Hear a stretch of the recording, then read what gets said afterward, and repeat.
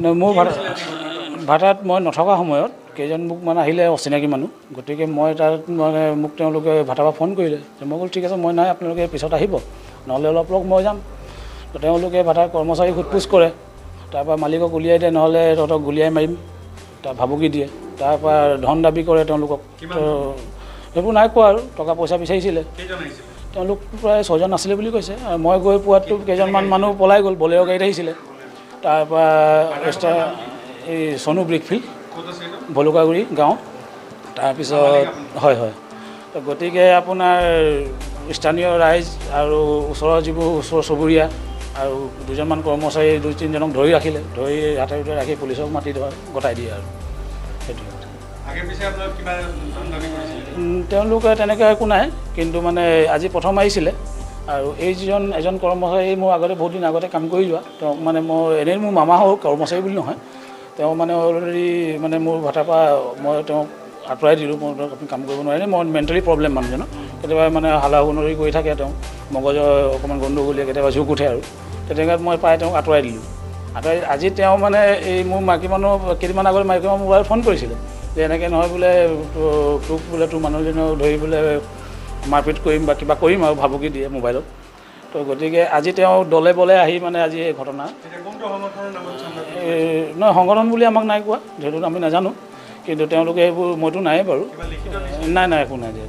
সেই পিছত যদি তেওঁ কিবা আছে সেইবোৰ নাজানো, কিন্তু 2জন আমি হাতে পাতে ধৰি থৈছোঁ, তেওঁলোকে কিবা আছে যদি তেওঁলোকে ক'ব আৰু সংগঠনৰ হয়নে তেওঁ কিবা কৰিবলৈ আহিছিল। কিন্তু এজন ব্যক্তি তেওঁ যিজন আহিছে, তেওঁ মানে আজি মাৰিম বুলি আহিছিলে, মালিকক মাৰিম বুলি তেওঁলোকে পূৰা হেৰি কৰি আহিছিলে।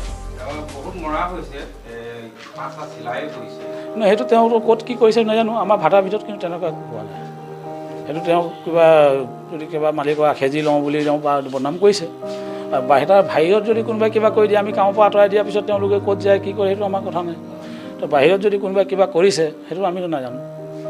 মানুহ যদি ময়ে ক'ৰবাত ঘূৰি ফুৰোঁ, মই এতিয়া গৈ যদি ক'ৰবাত পাম, কাৰোবাৰ লগত কাজিয়া কৰিবলৈ, মানুহ বাহিৰত কাৰণে কাৰ লগত কি কৰে। আজি দিনৰ 3 বজাৰ মানত মই যেতিয়া শিৱসাগৰত আছিলোঁগৈ, সেই সময়তে মোলৈ এটা ফোন আহিলে যে বৃহত্তৰ অসমীয়া যুৱ মঞ্চ কেন্দ্ৰীয় সমিতিৰ সভাপতি পদ্মকান্ত দাস ডাঙৰীয়াৰ লগতে আৰু 2-এজন ব্যক্তিক এটা ইটা ভটা মালিকৰ লগতে যিখিনি কৰ্মচাৰীয়ে তেওঁলোকক গোলাগুলকৈ মাৰপিট কৰা এটা ঘটনা মোলৈ ফোন আহিলে। মই ফোন অহাৰ লগে লগে মই সকলো সংগ্ৰামী সতীৰ্থক অৱগত কৰিছোঁ যে এই ঘটনাটো কি কাৰণে হ'ল। তেওঁলোকে জনামতে আমি দেখা নাই, সেই সময়ত আমি জনামতে পদ্মকান্ত দাস ডাঙৰীয়া কেন্দ্ৰীয় সমিতিৰ সভাপতিয়ে এটা ইটা ভটাৰ মালিক কি সোণা নে কি ইটা ভটাটোৰ মালিক আৰু মালিক মনোজ আগৰৱালা বুলি আমি গম পাওঁ। কিন্তু সেই মনোজ আগৰৱালাৰ ভাটালৈ তেওঁলোকে কিবা অৱগত কৰিবলৈ আহিছিলে, এজন শ্ৰমিকক কিবা মাৰপিট কৰিছিলে, সেই কথা তেওঁ জানিবলৈ অহা কাৰণে আজি তেওঁলোকক মাৰধৰ কৰিছে। আমি সেইকাৰণে বৃহত্তৰ অসমীয়া যুৱ মঞ্চৰ শিৱসাগৰ জিলা সমিতিয়ে তীব্ৰ ভাষাৰে গৰিহণা দিছোঁ। কিয়নো এজন ঠিক আছে, আমাৰ পদ্মকান্ত দাস ডাঙৰীয়া যদি দোষী আছিলে, তেওঁলোকক পুলিচক অৱগত কৰিব লাগিছিলে। ইমান তেওঁ যেন এজন হয়তো আৰু কিছু সময়ৰ পিছত তেওঁ মৃত্যু হ'লহেঁতেন, যদি আৰক্ষী বিষয়াসকল যদি নোপোৱাহেঁতেন মৃত্যু হ'বলগীয়া হ'লহেঁতেন। মই মৰাণ থানা OC ছাৰলৈ মই ফোন কৰিছোঁ, লগে লগে ছাৰ এনেকুৱা এটা ঘটনা হৈছে, আমাৰ কেন্দ্ৰীয় সভাপতিক কেনেকৈ মাৰপিট কৰিছে সেই অৱগত কৰাৰ পিছত ছাৰে গৈ উদ্ধাৰ কৰিছে। আমি সেইকাৰণে যিসকল দোষীয়ে আজি তেওঁক মাৰপিট কৰিলে সেইসকলক অতি সোনকালে মই আৰক্ষী বিষয়াসকলে গ্ৰেপ্তাৰ কৰিবলৈ আমি দাবী জনাইছোঁ। যদি তেওঁলোকৰ কোনো বিহিত ব্যৱস্থা নলয়, তেনেহ'লে আমি সংগঠনৰ হিচাপে গণতান্ত্ৰিক যি আন্দোলন, এই আন্দোলন পথ ল'বলৈ আমি বাধ্য হ'ম।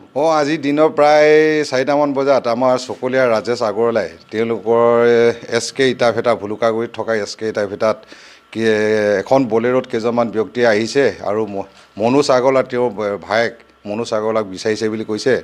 আৰু তেওঁলোক ব্যক্তিকেইজনে তেওঁলোকক পইচা বিচাৰিছে বুলি কৈছে, কিবা ধন দাবী কৰিছে, সেইটো সংক্ৰান্তত বিচাৰি আহিছে বুলি কৈছে।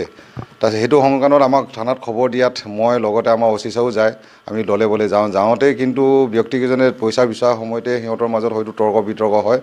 তাৰপৰা 2জন ব্যক্তি তেওঁলোকে হাতেলোতে কৰায়ত্ব কৰে আৰু বাকীকেইজন গাড়ী লৈ পলাই যায়। সেই কৰায়ত্ব কৰা ব্যক্তি 2জন আমি পাওঁ, তেওঁলোকক আমি নাম সোধোঁ। নাম সোধাত এজনে নিজকে বিকাশ গোৱালা বুলি কৈছে, দেৰগাঁৱত ঘৰ, আৰু এজনে পদ্মকান্ত দাস বুলি কৈছে, তেওঁৰ ঘৰ শিৱসাগৰ। শিৱসাগৰত হয় বুলি কৈছে আৰু তেওঁ চেণ্ট্ৰেলৰ ভাইচ প্ৰেছিডেণ্ট বুলি কৈছে অসমীয়া যুৱ মঞ্চৰ। আৰু কি সংক্ৰান্তত তেওঁলোকে পইচা বিচাৰিছিলে কেলৈ আহিছিলে এইটো সংক্ৰান্তত এতিয়ালৈকে জানিবলৈ পোৱা নাই। মনোজ আগৰৱালা হয় এইটো সংক্ৰান্তত থানাত FIR দিছে আৰু কেছ ৰেজিষ্টাৰ হ'ব। কেছ ৰেজিষ্টাৰ হ'লে তেওঁলোকৰ ওপৰত তদন্ত হ'ব আৰু বাকী পলাই যোৱা ব্যক্তিকেইজনকো আমি এই তদন্ত কৰি ধৰিবৰ কাৰণে আমি চেষ্টা কৰিম।